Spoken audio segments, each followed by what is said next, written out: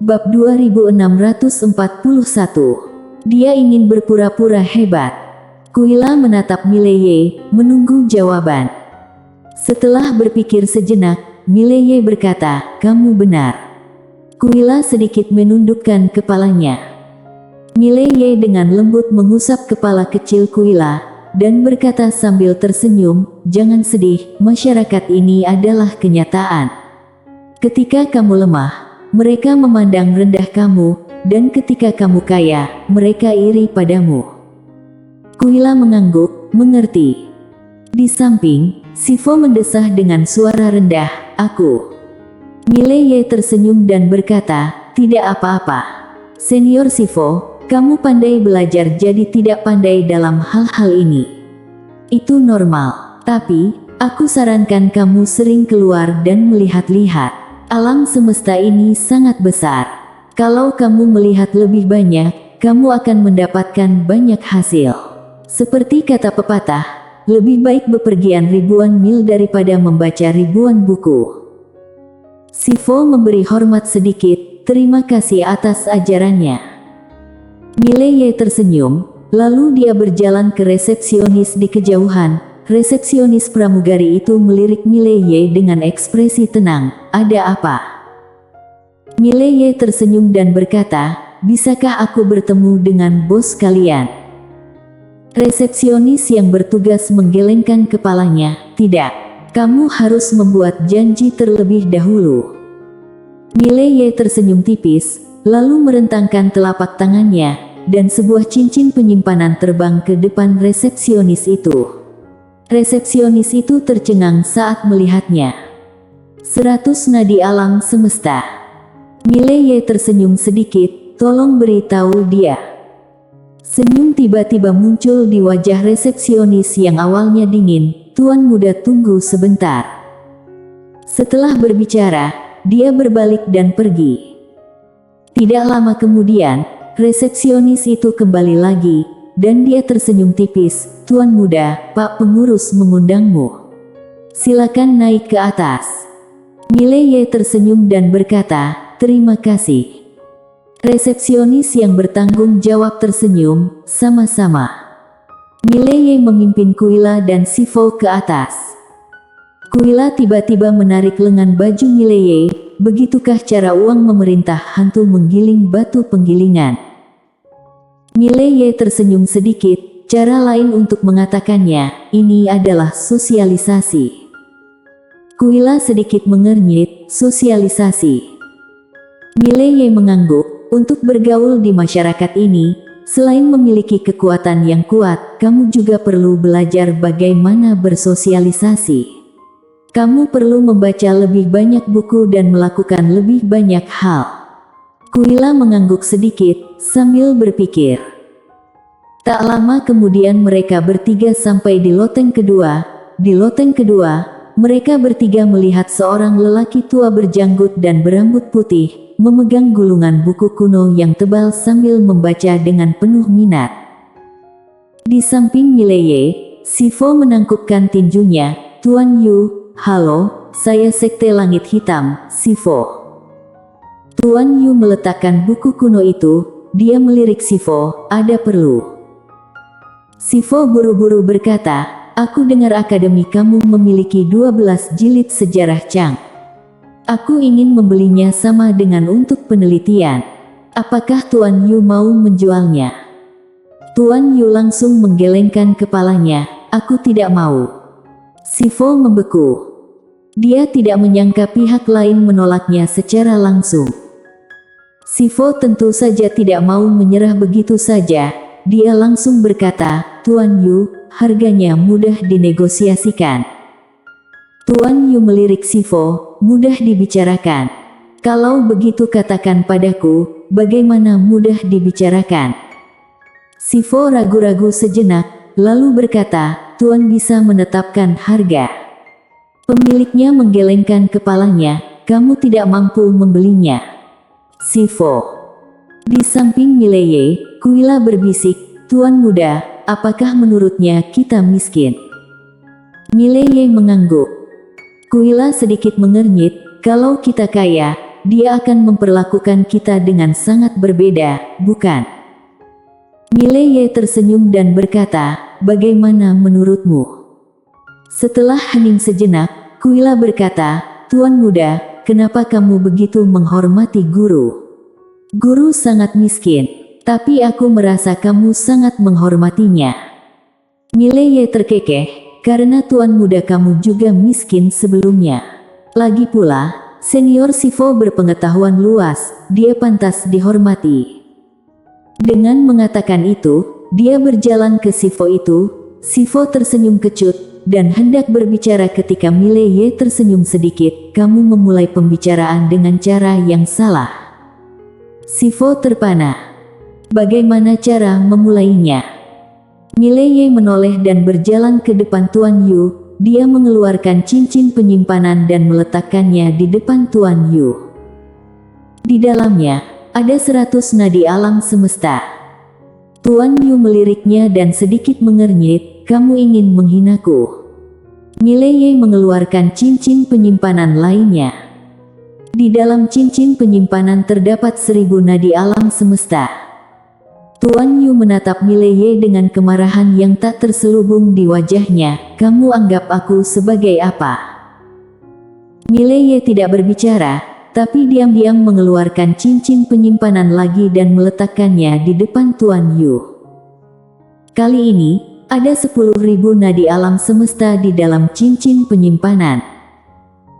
Tuan Yu sedikit tercengang, jelas dia tidak menyangka kalau anak laki-laki di hadapannya ini bisa memiliki 10.000 nadi alam semesta.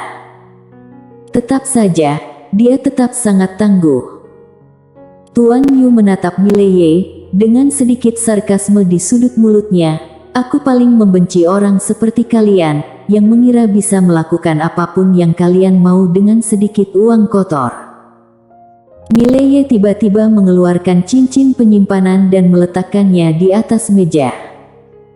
Di dalam cincin penyimpanan, ada 1.000.000 nadi alam semesta. 1 juta. Harta mengerikan macam apa ini? Bisa dikatakan, meski dia menjual buku selama 100.000 tahun, dia tidak akan mendapatkan 1 juta nadi alam semesta. Ketika melihat 1 juta nadi alam semesta di dalam cincin penyimpanan, Tuan Yu langsung membatu seperti disambar 5 petir. 1 juta nadi alam semesta. 1 juta. Dia belum pernah melihat begitu banyak nadi alam semesta dalam hidupnya. Mileye menatap Tuan Yu dengan ekspresi tenang. Jakun Tuan Yu bergerak, lalu berkata, Tuan muda, silakan duduk. Mari kita bicara secara detail. Pelayan, sajikan teh. Sajikan teh peri spiritual kualitas super yang berharga. Mileye tiba-tiba menyimpan cincin penyimpanan di atas meja, lalu menoleh ke arah Sifu dan Kuila, ayo pergi. Sifu mengangguk, oke. Ketiga orang itu pergi. Tuan Yu itu tercengang, lalu berkata dengan marah, kamu berani mempermainkanku. Mileye menoleh untuk melihat Tuan Yu, sedikit mengernyit, mempermainkanmu. Benarkah? Tuan Yu menatap Mileye dengan niat membunuh di matanya. Mileye berkata dengan serius, kami datang untuk membeli buku, tapi sekarang, kami tidak ingin membelinya. Apakah ada masalah? Tuan Yu tiba-tiba kembali tenang, tidak masalah. Saat ini, 3 master misterius tiba-tiba muncul di belakang ketiga Mileye. Semuanya tidak lemah, mereka semua pejalan usia, bahkan tidak mencapai dewa usia. Mileye melirik mereka bertiga, lalu menatap Tuan Yu. Tuan Yu, apa maksudmu? Kita semua sarjana, apakah kamu ingin menggunakan kekerasan? Tuan Yu tanpa ekspresi, tinggalkan cincin penyimpanan, kalian bisa pergi. Rampok. Mendengar ini, Sifu mau tidak mau berkata dengan marah, bagaimana kamu bisa melakukan ini? Ini tidak pantas, tidak tahu malu, tidak tahu malu. Sifu yang malang, meskipun dia banyak belajar, dia tidak memiliki banyak kosakata untuk mengumpat. Mileye menghela nafas pelan, Tuan Yu, kita semua sarjana, kita semua harus bersikap logis. Apakah menurutmu pantas bagimu untuk melakukan ini? Di belakang Mileye, ketiga master misterius hendak menyerang, tapi mereka dihentikan oleh Tuan Yu. Tuan Yu menatap Mileye, merasa bersalah di dalam hatinya. Jangan-jangan orang ini berpura-pura lemah untuk mengalahkannya. Memikirkan hal ini, Tuan Yu tiba-tiba terkejut dan berkeringat dingin. Tidak biasa. Numpang tanya, bisakah manusia biasa mengambil sejuta nadi alam semesta semaunya? Bisakah? Tentu saja tidak. Hanya kekuatan-kekuatan top yang dapat dengan mudah mengeluarkan 1 juta nadi alam semesta. Dan yang terpenting, setelah orangnya muncul, pemuda di depannya begitu tenang. Kenapa dia begitu tenang? Kenapa? Kekuatan atau pendukung? Memikirkan hal ini, Tuan Yu benar-benar tenang. Saat ini, dia telah menentukan bahwa pemuda di depannya pasti berpura-pura lemah, dan pihak lain mencoba berpura-pura hebat. Setelah memikirkan ini, Tuan Yu tiba-tiba memelototi ketiga master itu, siapa yang suruh kalian keluar? Cepat pergi. Mendengar ini, ketiga master itu terkejut. Apa-apaan? Tuan Yu tiba-tiba marah, apa yang kamu lihat? Pergilah. Ketiga master itu saling memandang, masih agak bingung, tapi mereka tidak berani bertanya lagi, dan segera mundur.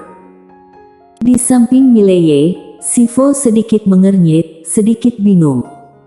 Kuila melirik Mileye di sampingnya, menutup mulutnya dan tersenyum. Mileye menatap Tuan Yu dengan ekspresi tenang. Tuan Yu memandang Mileye dan sedikit tersenyum. Tuan muda ini, barusan salah paham, salah paham. Saat dia berbicara, dia mengeluarkan cincin penyimpanan. Ini adalah 12 jilid sejarah Chang. Aku akan memberikannya kepada Tuan muda untuk berteman. Mileye ragu-ragu sejenak, lalu mengangkat cincin penyimpanan di tangannya. Apakah kamu tidak jadi rampok? 1 juta nadi alam semesta. Tuan Yu berkata dengan tegas, apa yang Tuan muda katakan? Kita semua sarjana, bagaimana kita bisa melakukan perampokan seperti itu?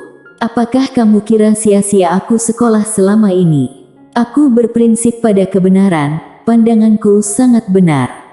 Mileye terdiam. Orang ini tidak mengikuti rutinitas. Apa yang harus dilakukan? Sepertinya dia tidak bisa pamer lagi.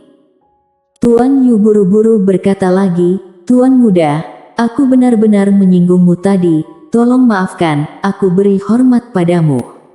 Maaf. Setelah berbicara, dia membungkuk dalam-dalam kepada Mileye. Setelah memberi hormat, dia memberi hormat sedikit lagi kepada Sifu. Pelayanan kami tidak baik barusan. Yang mulia maafkan aku sangat menyesal. Melihat hal tersebut, Sifu buru-buru berkata, tidak apa-apa, ini masalah sepele, yang mulia tidak perlu seperti ini. Tuan Yu tersenyum sedikit, yang mulia juga seharusnya orang yang berpengetahuan luas. Pada dasarnya aku memiliki buku kuno di sini. Aku ingin tahu apakah kamu tertarik untuk mempelajarinya bersama.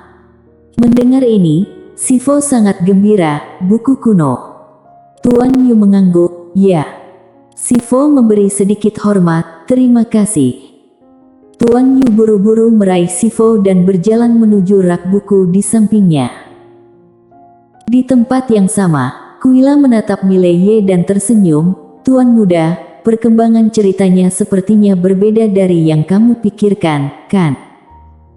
Mileye sedikit tersenyum, seperti apa jalan cerita aslinya? Kuila berpikir sejenak, lalu berkata, seharusnya dia yang ingin merampok Tuan muda, tapi Tuan muda tiba-tiba menunjukkan kekuatan yang besar, lalu merampoknya balik. Tidak hanya mendapatkan manfaat, bahkan secara terang-terangan dan tiada beban psikologis. Mileye melirik Kuila, tidak berbicara, tapi hatinya sedikit terkejut. Kuila tersenyum tipis, sepertinya membaca buku tetap bermanfaat, karena membaca bisa membuat otak lebih cerdas, menganalisis berbagai hal, dan menebak baik dan buruk, bukan? Mileye mengangguk, ya. Saat dia mengatakan itu, dia melihat ke arah Tuan Yu di kejauhan, dan berkata dengan lembut, musuh ini tiba-tiba menjadi lebih pintar, kenapa aku tiba-tiba tidak terbiasa? Aku sangat merindukan orang-orang yang ingin membunuh aku kalau mereka tidak suka padaku, mereka yang tidak hanya ingin membunuh aku, tapi juga ingin menghancurkan seluruh keluarga aku. Saat Mileye berbicara, dia tidak menyembunyikan suaranya, jadi Tuan Yu di samping mendengarnya dengan jelas. Pada saat ini, dia berkeringat seperti ledakan bendungan. Oh sial, orang ini hanya ingin pamer. Untung saja tidak berhasil. Sangat mengerikan. Bersambung.